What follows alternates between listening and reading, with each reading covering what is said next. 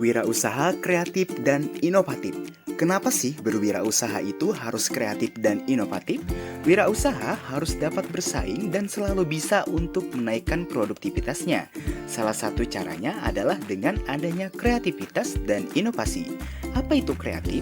Kreatif adalah kemampuan seseorang untuk melahirkan sesuatu yang baru, berupa gagasan maupun karya nyata yang belum pernah ada dalam bentuk baru maupun kombinasi dengan hal-hal yang tersedia. Atau dengan kata lain, kreatif berarti memiliki daya cipta atau memiliki kemampuan untuk menciptakan. Nah, kemampuan untuk menciptakan tersebut disebut dengan kreativitas. Selanjutnya, apa itu inovatif? Inovatif adalah pembuatan, pengenalan, dan penerapan gagasan baru untuk meningkatkan kinerja peran individu, kelompok, atau suatu organisasi. Atau dengan kata lain, inovatif adalah penciptaan model bisnis, teknik manajemen, strategi, dan struktur organisasi dari yang sudah ada. Bagaimana ciri-ciri orang yang kreatif? Orang yang kreatif memiliki ciri-ciri sebagai berikut. Yang pertama, memiliki kepandaian, kendati tidak harus jenius, dan memiliki kemampuan baik atau maksimal dalam menjalankan ide-idenya. Yang kedua adalah memiliki inspirasi dan motivasi dari masalah nyata yang dilihatnya. Yang ketiga, cenderung kaya akan fantasi atau khayalan dalam hidupnya. Yang keempat, bersikap fleksibel atau luas dalam mengemukakan dan menyikapi jenis-jenis pemecahan atau pendekatan pada masalah. Yang kelima, mampu menguraikan sesuatu dengan rinci namun menyenangi konsep. Yang keenam, mampu mencetuskan gagasan dengan cara asli atau tidak klise. Nah, lalu bagaimana sih ciri-ciri orang yang inovatif? Ciri-ciri orang yang inovatif yaitu yang pertama adalah mampu untuk menciptakan ide. Terciptanya suatu ide diawali dengan pengenalan masalah. Kemudian terciptalah suatu ide yang terinspirasi dari temuan atau model yang sudah ada sejak dulu dan terbukti berhasil menyelesaikan permasalahan yang terjadi. Yang kedua adalah mampu berbagi ide. Ide tidak dapat terrealisasikan tanpa pendapat dan campur tangan orang lain yang berkaitan. Maka dari itu, ide tersebut harus didiskusikan dan dibahas bersama orang tim. Di sini terjadi pengumpulan suara atau dukungan agar ide tersebut dapat diwujudkan. Yang ketiga adalah realisasi ide. Jika ide tersebut mendapatkan banyak suara untuk diwujudkan, setelah itu adalah realisasi ide. Seseorang atau tim memproduksi atau menerapkan rencana yang sudah dibuat untuk meningkatkan efisiensi kerja. Nah, setelah kita mengetahui apa itu kreatif dan inovatif, selanjutnya kita akan membahas mengenai wirausaha yang kreatif dan inovatif. Apa itu wirausaha yang kreatif dan inovatif? Karakter wirausaha yang kreatif dan inovatif berarti mampu untuk menciptakan sebuah produk baru yang berasal dari pemikiran atau gagasannya. Selain itu, dua karakter ini juga mengacu pada cara berpikir dan sikap untuk menyelesaikan permasalahan.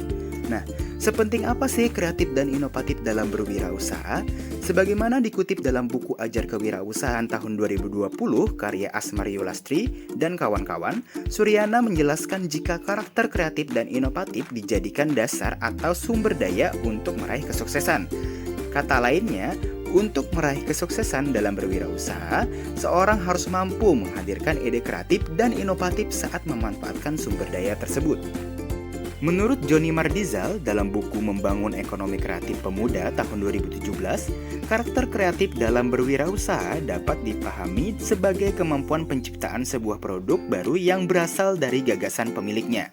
Mengutip dari buku Pendidikan Kewirausahaan, Teori untuk Pembuktian Praktik dan Praktik untuk Pembuktian Teori tahun 2020, karakter inovatif adalah sikap atau kemampuan untuk selalu mencari solusi serta pendekatan baru dalam menghadapi berbagai permasalahan dan kondisi.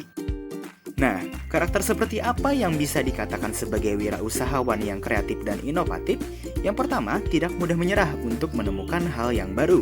Yang kedua, bersedia menerima kritik dan saran. Yang ketiga, jeli atau teliti dalam melihat tiap peluang yang ada. Yang keempat, mau untuk bekerja keras. Yang kelima, berpikir positif dan selalu mencoba untuk melakukan suatu hal walaupun mengalami kegagalan. Nah, lalu bagaimana sih caranya kita agar menjadi wirausahawan yang kreatif dan inovatif? Nah, berikut caranya. Yang pertama, mengembangkan daya visi. Daya visi yaitu kemampuan membayangkan apa yang akan terjadi dan dihadapi di masa depan. Contohnya nih, seorang pedagang bakso mengembangkan aneka rasa, bentuk, sajian, cara masak, dan isian bakso untuk memenuhi berkembangnya selera konsumen dan persaingan dagang kuliner di masa depan. Yang kedua adalah mengembangkan kemampuan. Pengembangan kemampuan untuk mewujudkan kebutuhan konsumen dalam bentuk barang atau jasa yang diinginkan merupakan salah satu cara untuk mengembangkan kreativitas. Contohnya adalah seseorang yang kreatif akan mengembangkan kemampuan untuk memenuhi kebutuhan konsumen makan di mana saja dengan praktis. Yang ketiga adalah mengembangkan daya intuisi. Intuisi merupakan suara yang datang dari alam bawah sadar seseorang. Terkadang di saat-saat penting atau justru saat pikiran tenang, seseorang yang kreatif bisa mengembangkan intuisinya untuk mengambil keputusan usaha yang diperlukan. Namun, seseorang yang kreatif dan bijak juga tidak akan mengabaikan pertimbangan logis lainnya.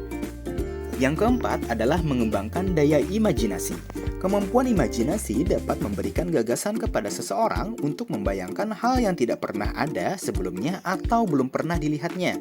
Contoh, imajinasi melahirkan desain pesawat terbang, kapal selam, pendaratan di bulan, misi penelitian hidup di planet lain, hingga hal-hal sehari-hari seperti alat sederhana, pemipil jagung, dan pengupas kulit buah, serta alat pemanen praktis. Yang kelima adalah mengembangkan daya pikir lateral. Berpikir lateral adalah cara mengolah otak untuk mengakses informasi yang terbatas sehingga menghasilkan sejumlah gagasan baru. Berbeda dengan cara berpikir lurus atau vertikal seperti di sekolah, berpikir lateral cenderung lompat-lompat, namun buah pemikirannya berbentuk suatu kesatuan yang utuh, runut, dan jelas maknanya. Yang keenam adalah memperhatikan lingkungan sekitar. Agar bisa menumbuhkan karakter yang kreatif dan inovatif, seseorang harus memperhatikan lingkungan di sekitarnya. Yang ketujuh, mulai dari mau mendengarkan orang lain hingga mampu menemukan hal baru di sekitarnya. Yang kedelapan, belajarlah dari orang yang sukses. Karakter kreatif dan inovatif bisa ditumbuhkan dari kemampuan belajar dari orang yang sukses. Misalnya, dari bagaimana orang tersebut bertindak, bersikap, dan berpikir dalam menemukan hal yang baru. Yang kesembilan adalah percaya diri dalam berwirausaha.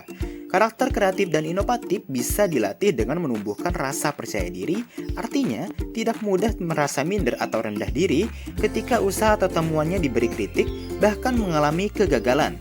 Yang terakhir yaitu perbanyak mencari ide baru yang kreatif dan inovatif, yang berarti seseorang harus mampu mencari ide baru atau menciptakan hal yang baru. Untuk menumbuhkan karakter ini, seseorang harus berlatih dengan memperbanyak mencari ide baru.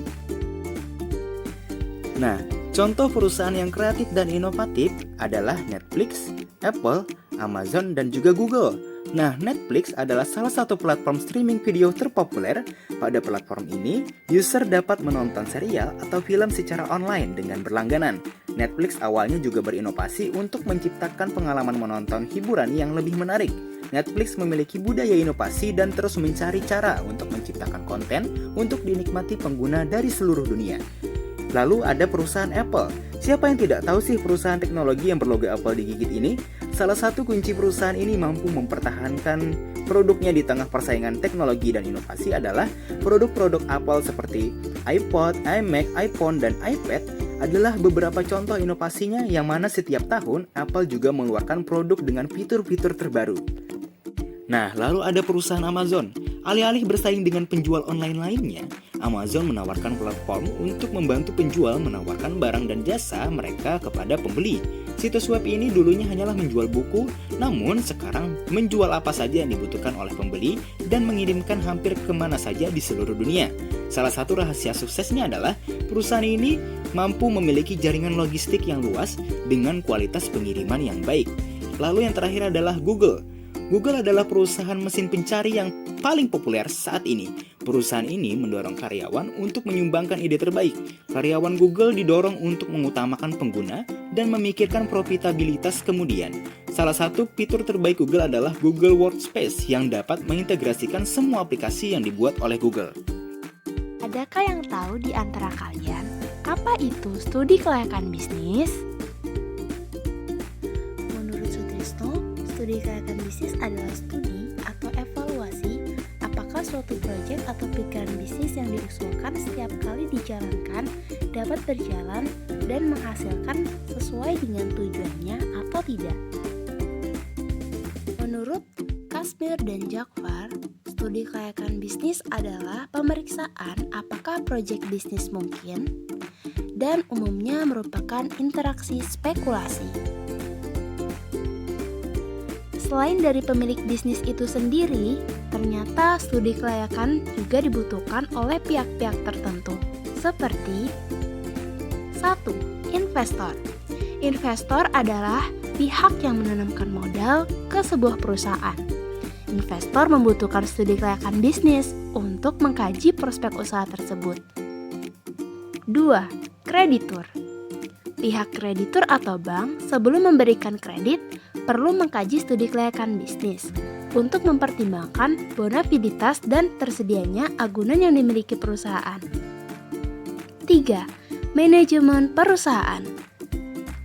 Sebagai leader suatu perusahaan juga memerlukan studi kelayakan bisnis untuk mengetahui berapa dana yang dibutuhkan, dana yang dialokasikan dari modal sendiri, serta rencana pendanaan dari investor dan kreditor. 4. Pemerintah. Perusahaan yang akan berdiri harus memperhatikan kebijakan-kebijakan yang ditetapkan oleh pemerintah agar mendapatkan prioritas bantuan dari pemerintah. 5. Masyarakat. Studi kelayakan bisnis dapat digunakan oleh masyarakat untuk meninjau apakah sebuah usaha yang akan dibangun di kawasan tersebut ramah lingkungan dan bermanfaat bagi kehidupan sosial ekonomi masyarakat. Kenapa penting untuk melakukan studi kelayakan bisnis? 1. Menghindari risiko kerugian. Dengan adanya studi kelayakan bisnis, pelaku bisnis dapat menghindari risiko kerugian dengan cara menunda atau membatalkan rencana bisnis yang mendapatkan penilaian tidak layak dalam studi kelayakan bisnis. 2. Memudahkan perencanaan bisnis. Studi kelayakan bisnis yang telah dilakukan sebelum bisnis dibangun akan memudahkan pelaku bisnis menentukan program perusahaan seperti apa yang dapat mendatangkan benefit lebih bagi perusahaan. 3. Memudahkan pelaksanaan bisnis. Studi kelayakan bisnis akan membantu pelaku bisnis untuk merealisasikan dan mengevaluasi program-program perusahaan yang sekiranya akan memberikan keuntungan, serta kebijakan apa yang justru menimbulkan kerugian. 4. Memudahkan pengawasan. Studi kelayakan bisnis akan memudahkan pelaku bisnis dan pengawasan untuk memberikan data jika sewaktu-waktu dilaksanakan audit. 5. Memudahkan pengendalian. Jika sewaktu-waktu terjadi gangguan, pelaku bisnis dapat dengan cepat menentukan aspek mana yang menjadi pusat gangguan tersebut dan mengendalikannya dengan mencari solusi berdasarkan studi kelayakan bisnis yang telah dilakukan sebelumnya.